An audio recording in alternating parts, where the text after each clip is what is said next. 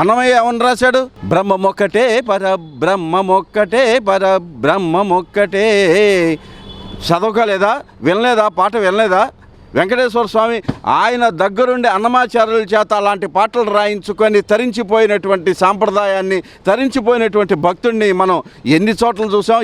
ఇది దానిలో కడిగియు ఏనుగు మీద కాయు ఎండయునొకటే, పొడమి సునకము మీద పడయు ఎండొకటే, మెండైన బ్రాహ్మణుడి మెట్టు భూమి ఒకటే, చండాలుడు ఉండేటి సరి భూమి ఒకటే. ఏమన్నాడు అన్నమాచార్య కీర్తన? బ్రాహ్మణుడు లేడు, దళితుడు లేడు, ఏనుగు లేదు, కుక్క లేదు. ఇవన్నీ కూడా సృష్టిలో నాకు అందరూ సమానమే.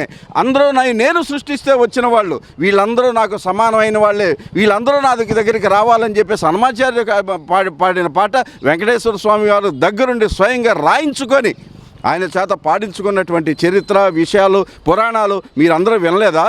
మీరు కొత్తగా రాజ్యాంగాన్ని తీసుకొచ్చి వీళ్ళు రావడానికి లేదు, డిక్లరేషన్ మీద సంతకాలు పెట్టాలి. మీరెవర్రా మాట్లాడటానికి? ఎవరు సంతకాలు పెట్టాలో ఎవరు పెట్టకూడదో రాయటానికి మీరెవరు? కొత్తగా రాజ్యాంగాన్ని రాసుకొని తీసుకొని వచ్చారా? మీరేమన్నా దైవాంశ సంభూతులు అనుకుంటున్నారా? మీరేమన్నా రాజ్యానికి అతీతులు అనుకుంటున్నారా? ఏం మాట్లాడుతున్నారని కనీస ఇంగిత జ్ఞానం ఇదన్నా మీకు ఆలోచనలన్నా ఉన్నాయా? రాజశేఖర రెడ్డి గారు ముఖ్యమంత్రిగా ఉండగా ఏ రోజన్నా సంతకం పెట్టే విషయాన్ని చూసారా? ఆ రోజున లేని నోర్లు, ఆ రోజున రానటువంటి ఆలోచనలు ఇప్పుడే ఎందుకు వస్తున్నాయి? సోనియా గాంధీ గారు వెంకటేశ్వర స్వామి దర్శనానికి వచ్చిన రోజున ఇదే ప్రశ్నలో ఆవిడని కూడా మీరు ప్రశ్నించారు. అప్పుడు ఆవిడేం సమాధానం చెప్పింది? రాజీవ్ గాంధీ భారీగా నేను ఇక్కడ గుళ్ళోకి అడుగు పెడుతున్నాను, నేను సంతకం పెట్టాల్సిన అవసరం లేదని సంతకం పెట్టకుండా వెళ్ళిపోయింది. ఆ రోజు లేవని నోర్లు, ఆ రోజు మాట్లాడిన మాటలు ఇప్పుడెందుకు గుర్తుకొస్తున్నాయి? జగన్మోహన్ రెడ్డిని కావాలని ఆయన టార్గెట్ చేసి ఆయన ఒక కులానికి ప్రతినిధిగానో, లేకపోతే ఆయనకి ఒక మతానికి ప్రతినిధిగానో, లేకపోతే అసలు ప్రజలకి సంబంధం లేనటువంటి వ్యక్తిగానో లడ్డూ వివాదాన్ని తీసుకొచ్చి హిందువులను దూరం చేయాలనుకున్నారు జగన్మోహన్ రెడ్డికి. ఇవాళ డిక్లరేషన్ అనేది ఇచ్చి సంతకం పెడతాడా పెట్టడా చూసి సంతకం పెడితే ఈయన హిందువుకి సంతకాలు పెట్టాడు, దళితుడిగా పనికిరాడు అని దళితుల్ని లేకపోతే ఎస్సీ ఎస్టీలని జగన్మోహన్ రెడ్డి గారికి దూరం చేసేటువంటి దుష్ట నీచ నికృష్టమైనటువంటి సాంప్రదాయం, నికృష్టమైనటువంటి ఆలోచనలు ఉన్నటువంటి మీరు పిచ్చి పిచ్చిగా మాట్లాడతారు. మోడీ గారు ఆ రోజున దర్శనానికి వచ్చిన రోజున జగన్మోహన్ రెడ్డి గారు కూడా పక్కన నుంచొని ఆయనతో కలిసి వెంకటేశ్వర స్వామి దర్శనానికి వెళ్ళారు. మోడీ గారు పనిగట్టుకొని ఆగి జగన్మోహన్ రెడ్డి గారు వచ్చేదాకా ఆయన్ని కలుపుకొని భుజం మీద చేసుకొని దేవాలయానికి దర్శనానికి వెళ్ళారు. ఆ రోజున ఈయన డిక్లరేషన్ మీద సంతకం పెట్టాలని మీకు ఎందుకని అనిపించలేదు? ఆ రోజున ఎందుకని అడగలేదు? మీ మోడీ గారు పక్కన ఉన్నారు కనుక. అసలు హిందూయిజం అంటే ఏంటి? మీ విశ్వ హిందూ పరిషత్ వాళ్ళని అడగండి. హిందూయిజం అంటే హిందూ అని అంటే ఒక సాంప్రదాయం అని, ఒక మార్గం అని చెప్పేది మీరు. అవసరం వచ్చినప్పుడు ఏంటి హిందూ అనేది మతం అనేది ఇప్పుడు గుర్తుకొస్తుందా మీకు? జగన్మోహన్ రెడ్డి గారిని మా మాటలో అనేటప్పుడు ఇవి గుర్తుకొస్తున్నాయా? హిందూయిజం అనేది ఎక్కడా లేదు, హిందూ అంటే ఓ మార్గం అని అర్థం అని విశ్వ హిందూ పరిషత్ వాళ్ళు, ఆర్ఎస్ఎస్ వాళ్ళు ఎన్ని సందర్భాల్లో చెప్పారు? ఆ మాట ఇది మార్గం కాదా? వెంకటేశ్వర స్వామి దళితుల్ని రానివ్వడానికి వీలు లేదని చెప్పేసి ఏ రోజన్నా మీ రాజ్యాంగంలో రాసి మీకు మిమ్మల్ని ప్రతినిధులుగా కూర్చోబెట్టారా ఎవరిని రానివద్దని అనటానికి? దళిత గోవిందాన్ని అమలు చేసి వెంకటేశ్వర స్వామినే వెంకటేశ్వర స్వామి దగ్గరికి దళితుల్ని రావటానికి మీలాంటి దుర్మార్గులు అడ్డం పడతారేమో అనే ఉద్దేశంతోనే దళిత గోవిందాన్ని అమలు జరిపి వెంకటేశ్వర స్వామిని దళితవాడల్లోకి తీసుకెళ్లి కళ్యాణాలు జరిపించినటువంటి చరిత్ర రాజశేఖర రెడ్డి గారిది, జగన్మోహన్ రెడ్డి గారిది. ఆయన గురించి మీరు మాట్లాడేవాళ్ళ? గిరిజన గోవిందం అని చెప్పేసి గిరిజన వాడల్లోకి తీసుకొని వెళ్ళి కళ్యాణాలు జరిపించినటువంటి చరిత్ర రాజశేఖర రెడ్డి గారిది, జగన్మోహన్ రెడ్డి గారిది. కాశ్మీర్లో గుడి కడుతున్నారు, పంజాబ్లో గుడి కడుతున్నారు, ఉత్తరప్రదేశ్లో అయోధ్యలో కూడా వెంకటేశ్వర స్వామి గుడి కడుతున్నారు. ఇవన్నీ జగన్మోహన్ రెడ్డి గారు చేస్తున్నటువంటి ఆలోచనలు. ఈయన గురించి డిక్లరేషన్ మీద సంతకం పెట్టాలంటారా? మీరెవరు మాట్లాడటానికి, మీరెవరు అడగటానికి? గుళ్ళోకి రావటానికి మీరేమో పెద్ద ముత్తైదులా? మీరేమన్నా అగ్రకులంలో పుట్టినటువంటి వాళ్ళ? ఎక్కడో జెరూసలేంలో ఏదో చేశారు, లేకపోతే మక్కాలో ఏదో సంతకం పెట్టమన్నారంటే అక్కడ వాళ్ళ సాంప్రదాయాలు ఏంటి, మన సాంప్రదాయం ఏంటి?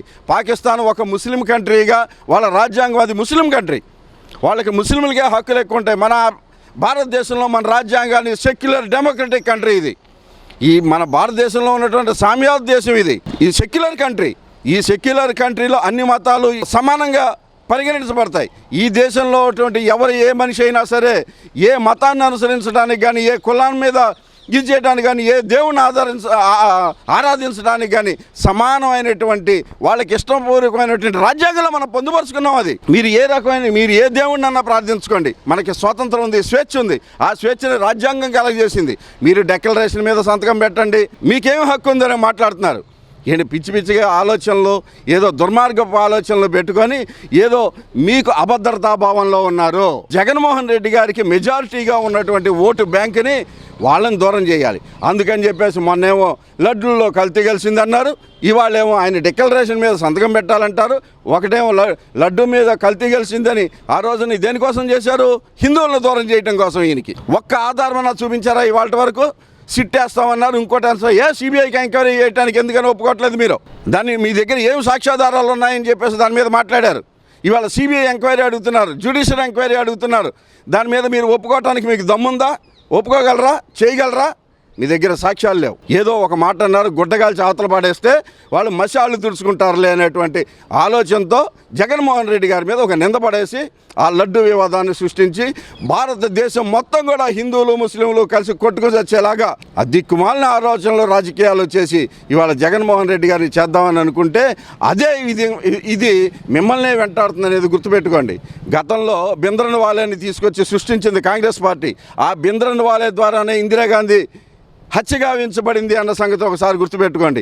వ్యవస్థల్ని ద్రోహం చేసి, దగా చేసి అమెరికా ఏం చేసింది? తాలిబాన్ని పెంచి పోషించి ఆ బిన్ లాడెన్ వాడిని రష్యా మీద కోపంతో తయారు చేస్తే అదే మనుషులు వెళ్ళి ఇవాళ అమెరికాలో ఉన్నటువంటి ట్విన్ టవర్స్ని కూలిపోవటానికి కారణమయ్యాయి.